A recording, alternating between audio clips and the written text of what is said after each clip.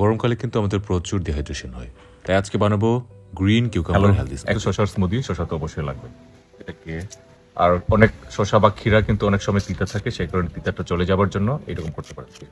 মাথাটা ভালো করে জেদ করে ফেললে তিতাটা চলে যায়। শসার স্মুদি কিন্তু অনেক ধরনের রেসিপি রয়েছে, চাইলে একটু টক দই অ্যাড করতে পারেন, মধু অ্যাড করতে পারেন, লেবু অ্যাড করা যায়। আমি অ্যাড করেছি শসা, আদা, কারণ আদা খুবই ভালো স্বাস্থ্যের জন্য, বিশেষ করে স্কিনের জন্য, আর অ্যান্টি এজিং হিসেবে কিন্তু খুব ভালো কাজ করে আদা।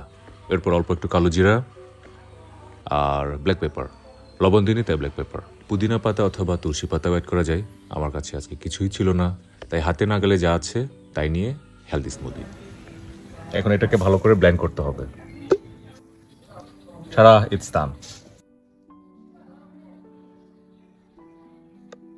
গ্রিন লেবু অ্যাড করলে আর একটু ভালো হয়, কিন্তু লেবু পাওয়া যায় না, আর লেবুর প্রচণ্ড দাম বাজারে। এটা হচ্ছে আমার হেলদি স্মুদি। বিশেষ করে লাঞ্চ করার 10 থেকে 20 মিনিট আগে খেলে খুবই ভালো। এটা খেলে ওয়েট লস হবে, স্কিন গ্লো করবে, সেই সাথে আপনার ডাইজেশন ঠিক রাখবে। বসে খায়, তরল জাতীয় বসে খেতে হয়। আপনি আপনার বডিতে যা ঢুকাবেন, যা খাবেন, এর রেজাল্ট কিন্তু আপনার স্কিন, আপনার শরীর বলে দেবে।